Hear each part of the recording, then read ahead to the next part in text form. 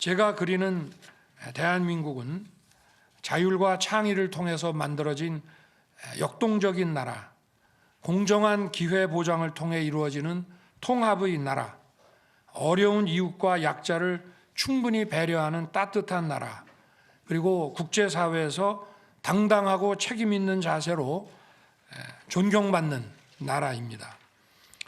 이런 나라는 제가 27년간의 법조 생활을 통해 몸에 밴 실사구시의 실용주의 정신과 시대를 관통하는 공정과 상식의 자유민주주의 정신으로 이뤄낼 수 있습니다.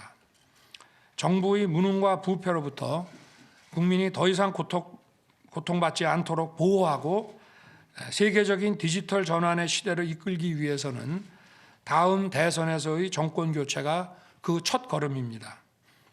그 시대적 소명이 저와 국민의힘의 어깨에 부여된 것에 대해 막중한 책임을 느낍니다. 뉴스타파에서 경찰청의 내사 보고서라는 공무원의 그 공문서를 그대로 인용을 해서 보도를 하고, 이거는 경찰의 공문서를 그대로 인용해서 보도한 거기 때문에 기자한테는 100% 면책이 됩니다. 그러면 경찰에서 이거를 기자에게 유출한 사람을 찾아달라고 해야 되는데 누군지 알 수도 없는 마당에 고발을 한다는 것이 아무 실익도 없고, 그 당시에는 성명불상자라고 돼 있고 한동훈 그 검사장도 그것을 그 시기에 굳이 고발할 이유가 전혀 없습니다.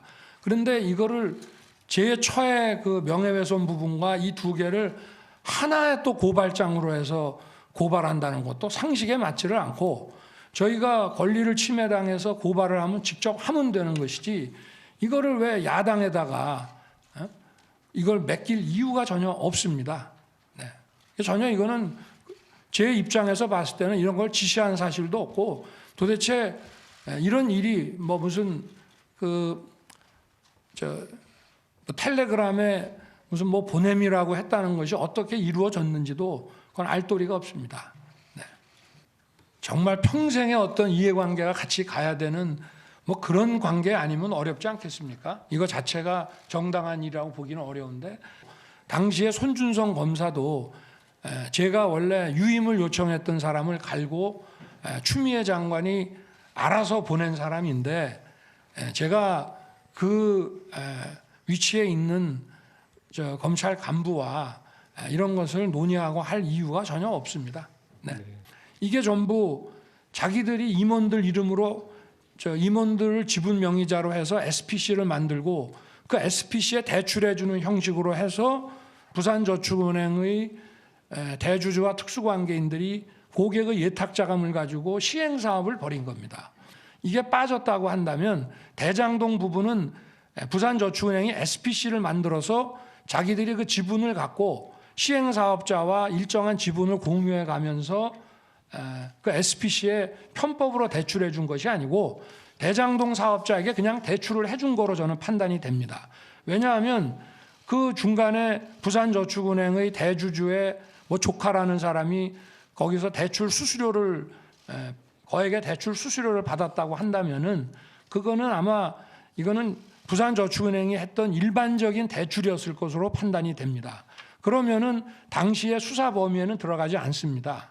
대장동 대출건에 대해서는 당시에 아마 그런 SPC가 아니었기 때문에, 저축은행 대주주가 지분을 갖고 있는 SPC가 아니었기 때문에 아마 그것이 수사 대상에 안 들어갔을 것이고, 이 사람이 당시 부산저축은행에서 그 고위 관계자가 로비하는 자금을 저축은행에서 돈을 빼다가 심부름한 거로 그 참고인 조사를 받았다고 저도 이제 들었는데요. 오래돼서 기억은 못합니다만은 그 정도 관계였기 때문에 이분이 무슨 한 10억 정도의 커미션을 받았는지 아닌지는 저희로서는 전혀 알 수가 없는 것이고, 그리고 저희는 뭐 부산저축은행 사건은 고객에게 엄청난 피해를 주고 수조 원의 공적 자금이 투입된 사건이라 청와대 관계자들도 많이 사법 처리를 했고 수석 비서관까지 구속하는 마당에 어느 누구도 이런 거액의 커미션을 만약에 수수했다는 것을 알았다면 그거는 아마 대통령이 봐달라 해도 절대 그런 일이 없었을 것으로 확신합니다. 네. 뭐 소문에는 저를 어떤 식으로 하여튼 좀 약점을 찾아보려고 과거에 제가 지휘하거나 수사했던 사건의 기록을 검찰이 전부 꺼내놓고 다 뒤져봤다고 하는데 그러지 않고는 이런 게 나올 수가 없죠. 이거는 분명히 부산저축은행의 방대한 수사 기록을 누군가가 철저히 보고 또 만들어낸 거라고 볼 수밖에 없습니다. 저는 박영수 전 서울고검장이 이 사건의 변호인이었다는 것을 전혀 기억하지 못하고, 그리고 어느 누구가 변호인이었다 하더라도 아까 말씀드린 것처럼 그런 거액의 대출 커미션을 받았다고 하면 그거는 봐줄 수가 없는 겁니다. 10억이라는 대출 커미션 받은 거를 알았고 거기에 대한 일정한 뭐 진술이나 증거가 단서라도 있었다고 한다면은 그거는 봐줄 수가 없는 거죠. 그거는 뭐 당시에 청와대 비서관, 수석 비서관들, 정치인들도 많이 사법 처리가 됐고 하는데 그거는 누가 변호인이라고 해서 될 수는 없는 일이고요. 나중에 3년 후에 예보에서 아마